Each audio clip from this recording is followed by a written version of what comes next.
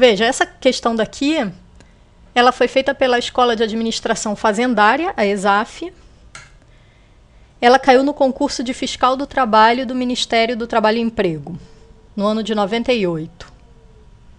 Diz o seguinte: sabe-se que existe pelo menos um A, que é B. Sabe-se também que todo B é C. Portanto, segue necessariamente que. Para resolver, vamos utilizar a representação por diagramas de Venn. Sabe-se que existe pelo menos um A, que é B. Então, eu vou fazer o seguinte: vou representar aqui o conjunto B e vou colocar aqui um pontinho que eu vou chamar de Azinho. Vou escrever aqui fora. Azinho pertence a A. Então, existe pelo menos um A, esse pontinho Azinho, que é B, pertence a B. Sabe-se também que todo B é C. O que significa dizer que todo B é C? Nós já vimos. Significa que o conjunto B está dentro do conjunto C. Então, eu vou ter aqui por fora do conjunto B, eu vou ter o meu conjunto C.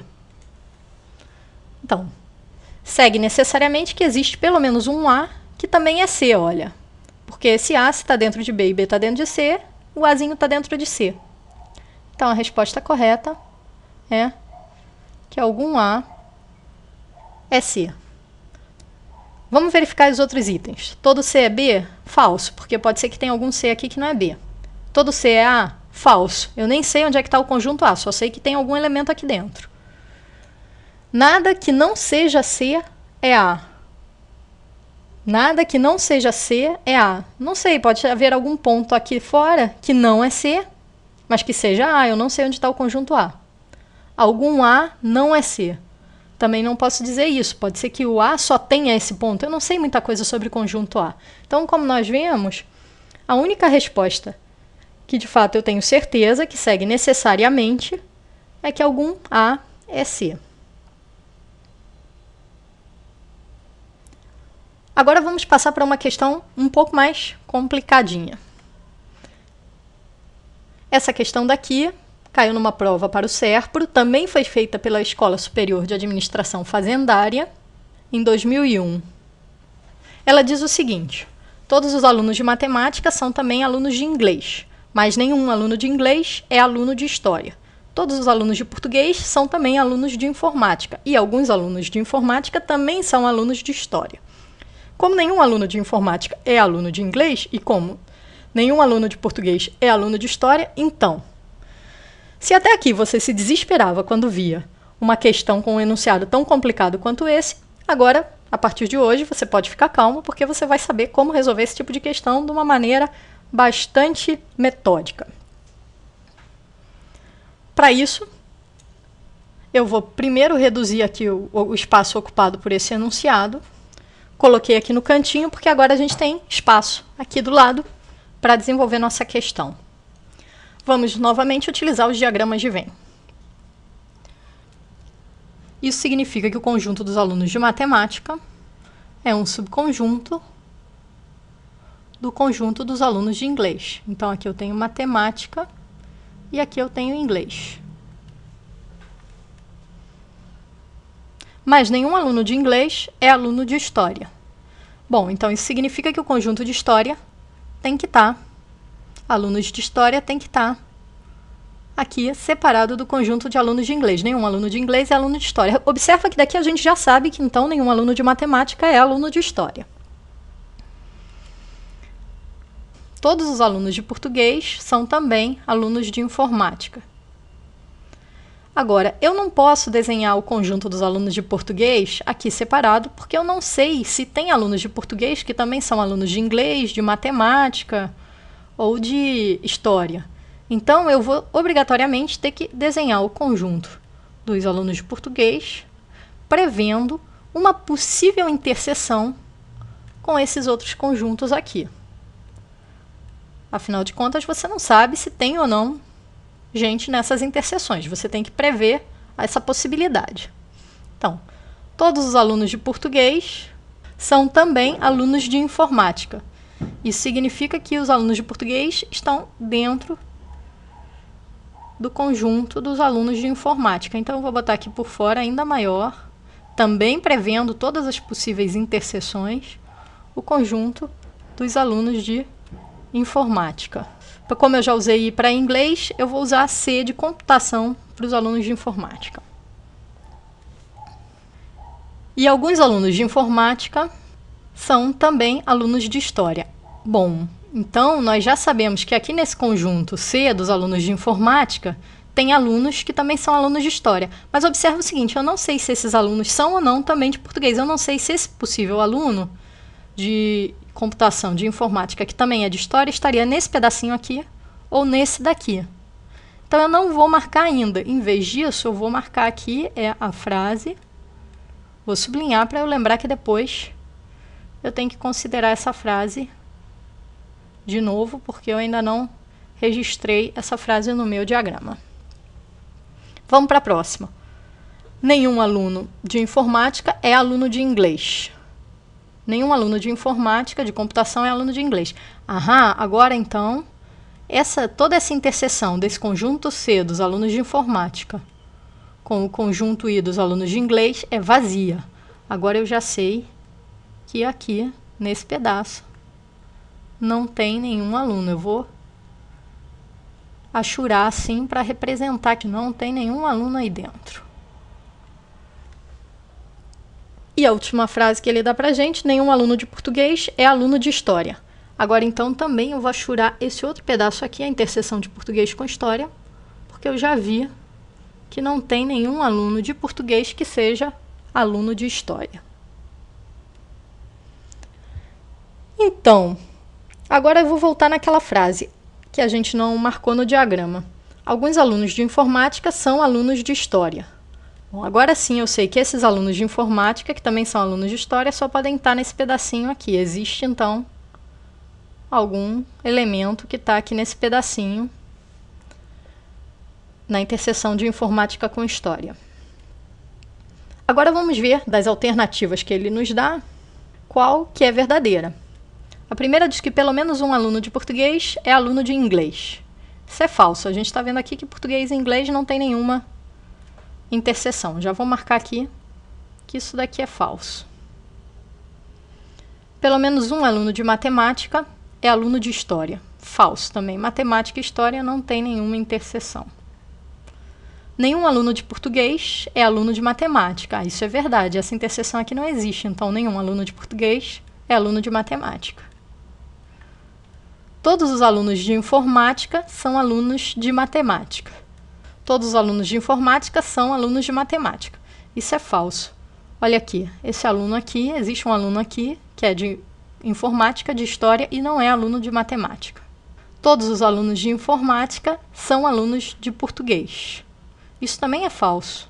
Esse aluno aqui mesmo é um aluno de informática e não é aluno de português. Como nós vemos, há um único item correto, que é o item C, novamente. Mais uma coisa que nós precisamos estudar é a questão dos encadeamentos de quantificadores. Esse é um assunto que normalmente causa muita dificuldade para os alunos.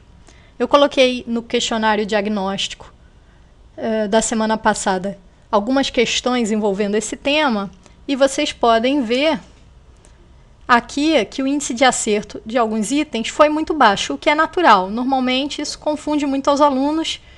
Aqui eu quero chamar a atenção mais uma vez para como é importante que vocês respondam esses questionários. É uma forma de eu verificar o que realmente causa dificuldade para vocês, para que eu possa agora preparar o material a partir dessa informação.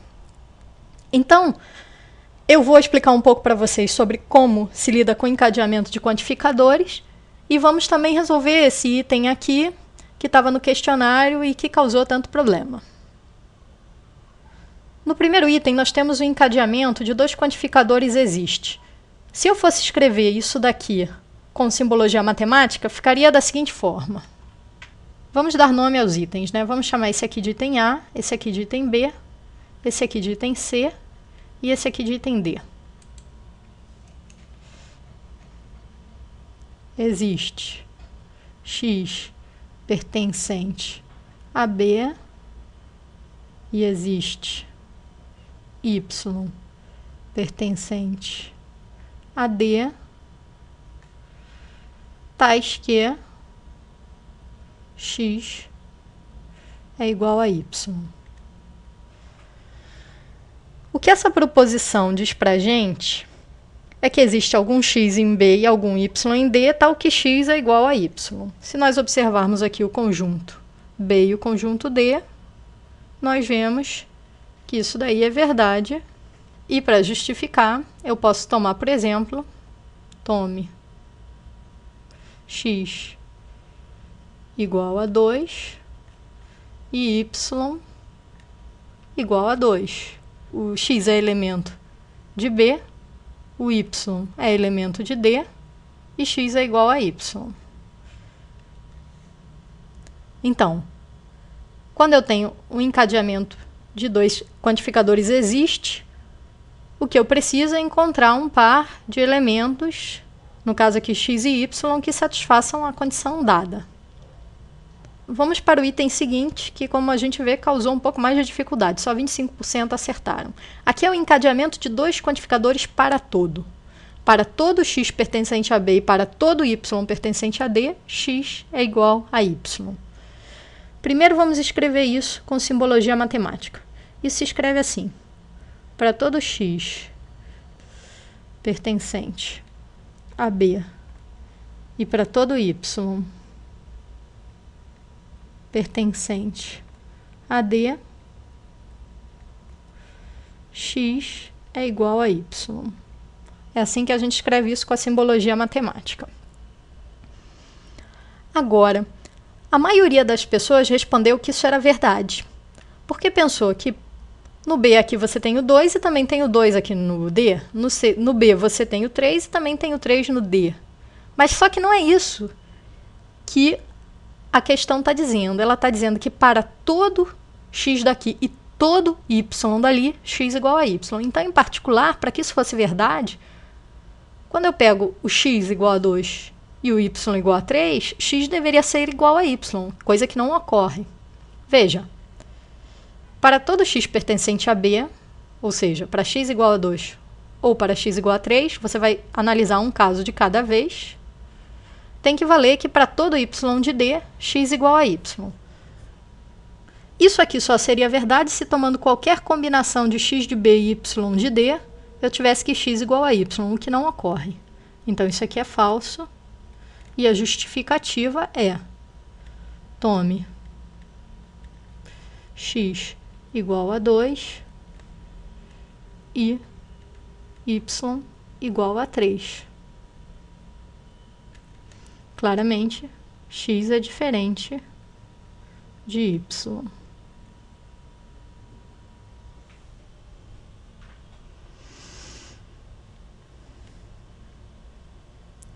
A ideia é que quando eu tenho um para todo x e todo y, é preciso que a condição seja válida para toda a combinação de x e y, tá? É diferente, por exemplo, do que nós vamos ter no item C e no item D. Vamos passar para o item D agora. O item D teve um índice bom de acerto. Vou fazer aqui embaixo o item D.